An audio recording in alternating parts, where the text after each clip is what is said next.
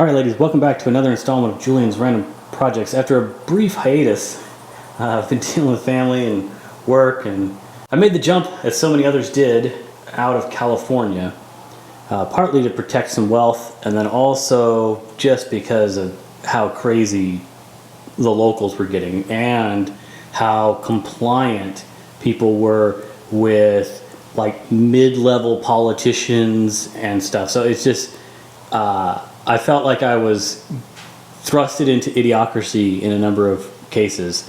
A good friend of mine once told me that you can't fight City Hall.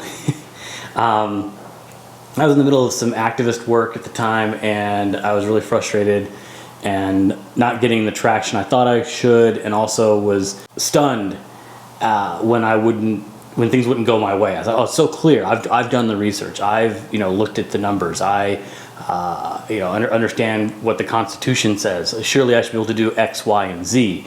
And I might have been right, but to prove myself right, it was going to cost me hundreds of thousands of dollars and potentially my career. And so that advice that he gave me at the time really helped. And I know that he was sort of kidding, but it was like kind of a ha-ha hell moment. You have to choose your battles, is what I'm trying to say. The wife and I had looked at retiring early or otherwise shuffling our lifestyle and moving to a place that was less expensive. It was the only way that we'd be able to retire early would be to go to a place like Nebraska or Colorado, or actually we were aiming at Tennessee and Texas is what we'd kind of whittled it down to. And there was actual planning going on. It was for about 2 years, and we did research on different states based on homeschooling laws and taxes, laws. For me also, I looked at places to try and figure out whether I'd be able to flip cars casually or if I had to get a dealer's license. Spoiler alert, Texas, you have to get a license. And I lost my train of thought. Sorry. It was that there was actual work that I was doing and in this research, and here's a map. If I can find it, I'll throw a map up where the wife and I started to color code states. Where we're like, okay, let's stop looking in these states that we know are red because they've tripped some wire with us, right? There's some box that we know we had to have. Let's choose rights as an example. Shoot, I can't pick that one. I'm not worried about getting demonetized. Prefer not to be demonetized because I know that it'll get less traction and won't get viewed as much. And I am trying to grow the channel right now. So let's say it was for homeschooling reasons. There might have been some states that either didn't allow homeschooling, or the red tape and hassle to homeschool was a bar we didn't feel like hitting every year. And so, some of the states that you see are red because of there was some must-have box that didn't get checked.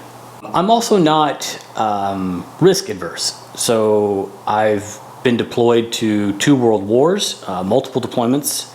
I've been involved in training missions that if you saw as a civilian, you'd be like, this is so unsafe. Why are you guys doing this? Because you take risks. You take risks in all of your life, and you have to do an assessment for yourself. I say that as a primer to the straw that broke my back as far as safety goes. There's a certain amount of risk that I'm willing to take.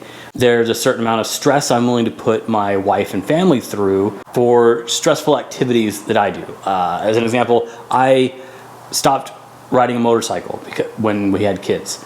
More likely that would be the end of me, or I'd be seriously injured and not be able to be a breadwinner for the family if I was injured riding that motorcycle.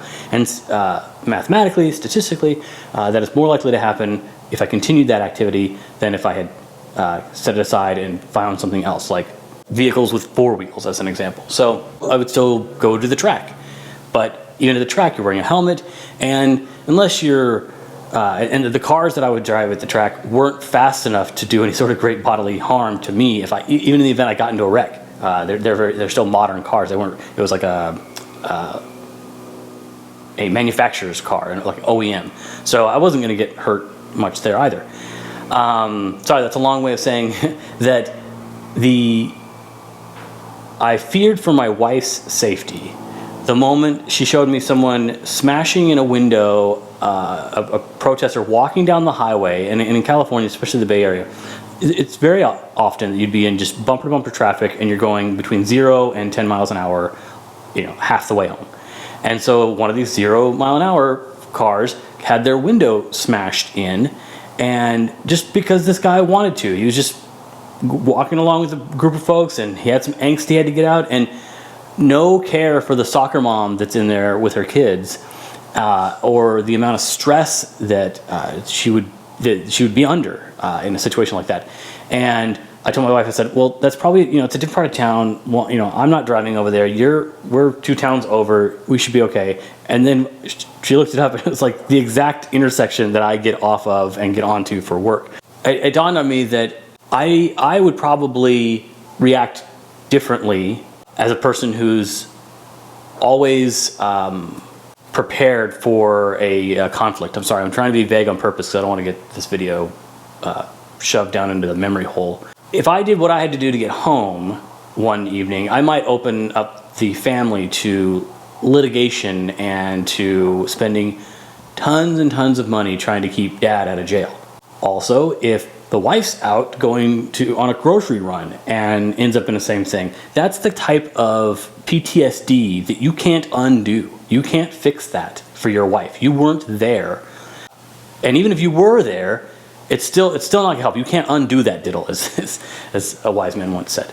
So I am doing what any rational father, any rational husband would do, and that is to make plans and execute them to move my family into a more secure and prosperous situation.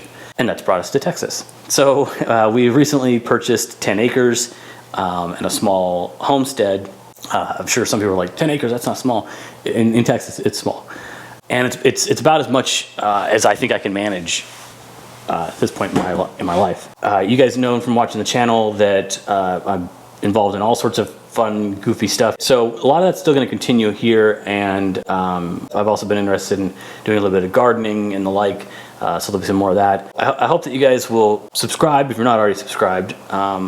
If this resonates with you and you're thinking about leaving the area you are in for greener pastures, comment and let me know where you've decided to go or where you're thinking about going. I'd love to hear it. And also, where are you leaving from? Where are you going from? Where are you headed to? I'm always interested to see where the migrations are happening. And what's the biggest thing what's the thing that's got you most excited about that move?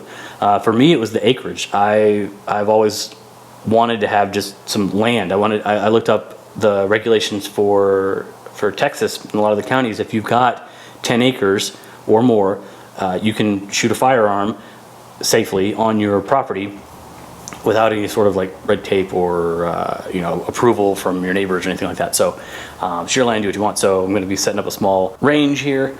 The place also has a little pond on it, actually two little ponds, and a little dock that you can fish from. I'm excited about learning more about the pond and how to care for the fish that are in there and help them grow to be the kind of eating fish you might want to be fishing for.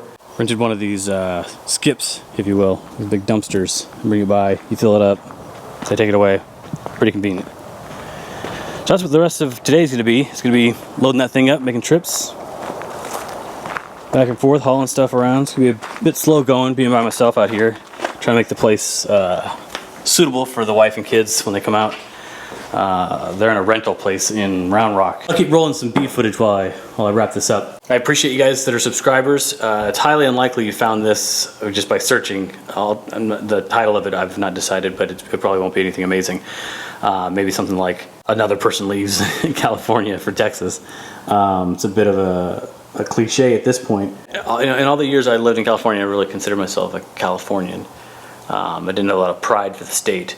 It just was a place I lived because it's where the work was. But things are changing. Folks are adapting. So again, appreciate you guys subscribing, because I trust that you got this because you were already a subscriber and in the feed. I think we're actually creeping up on like 9,000 subscribers now. I'd love to get that in the double digits and then keep pushing.